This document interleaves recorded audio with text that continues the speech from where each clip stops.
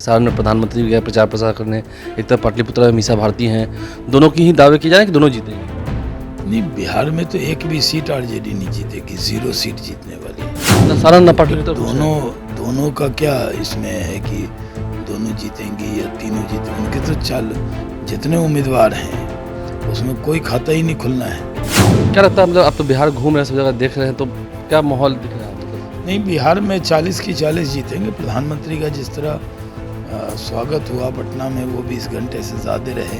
SP Yadav कह रहे हैं कि इस बार हवा बदल गई है, बिहार की चौंकाने वाला रिजल्ट आएगा। हाँ, पिछले 5 साल पहले भी यही बोलते थे, पुराना फुटेज निकालिए ना। नमस्कार, मेरा नाम आलोक है, आप लाइव स्ट्रीज देख रहे हैं। चुनावी माहौल है और चुनावी माहौल में काफ़ी चर्चाएं हो रही हैं। प्रधानमंत्री नरेंद्र मोदी ने रोड शो किया। हमारे साथ शहनवाज हुसैन है, बीजेपी के राष्ट्रीय प्रवक्ता हैं।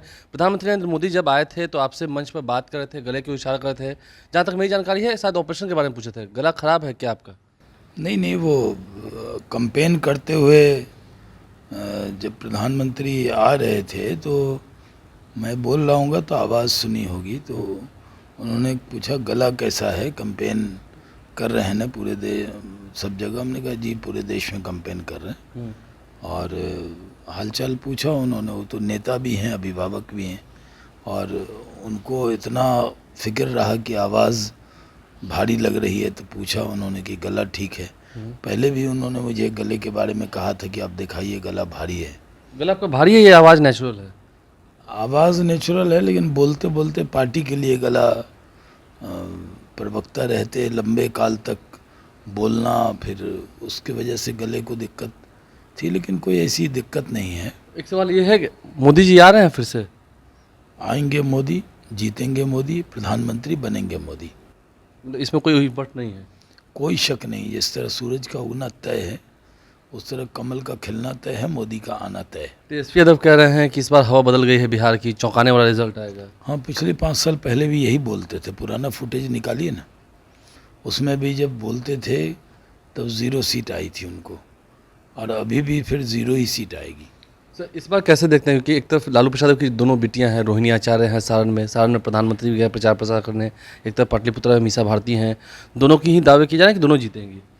नहीं, बिहार में तो एक भी सीट आरजेडी नहीं जीतेगी, 0 सीट जीतने वाली है। ना सारण ना तो फिर पाटलिपुत्र दोनों का क्या इसमें है कि दोनों जीतेंगी या तीनों जीते, उनके तो जितने उम्मीदवार हैं उसमें कोई खाता ही नहीं खुलना है। मतलब आपको लगता है, आप तो घूम रहे हैं हर जगह, आप तो हमने देखा एक जगह आपको क्रेन से माला पहनाया जा रहा था, हमने वो तस्वीर देखे थे। क्रेन से माला वहाँ क्रेन से फूल बरसाते हैं यहाँ। नहीं, वो साउथ में, ये आंध्रा में हम विजयवाड़ा गए थे, तो विजयवाड़ा में वो क्रेन से माला आपने फोटो में देखा होगा, वो पहनाया था। क्या लगता है, मतलब आप तो बिहार घूम रहे हैं, सब जगह देख रहे हैं, तो क्या माहौल दिख रहा है? मतलब नहीं, बिहार में 40 की 40 जीतेंगे। प्रधानमंत्री का जिस तरह स्वागत हुआ पटना में, वो 20 घंटे से ज़्यादा रहे, और जितना लोगों ने प्यार स्नेह दिया, बिहार के अंदर 3 सभा की, गुरुद्वारा गए, रोड शो किया, 5 पत्रकारों को अलग से इंटरव्यू दिया। लोग कहते थे कि मोदी पत्रकारों से बात नहीं करते, तो उन्होंने तो बात किया सबसे, और मुझे तो पूरा यकीन है कि मोदी जी इस बार 400 के पार जाएंगे, इसमें कोई शक नहीं। देखिए, यूपी के विधानसभा चुनाव थे, तब भी लोग कहते थे फर्स्ट फेज़ अच्छा नहीं रहा, जबकि रिजल्ट आया तो फर्स्ट फेज़ ही सबसे अच्छा था।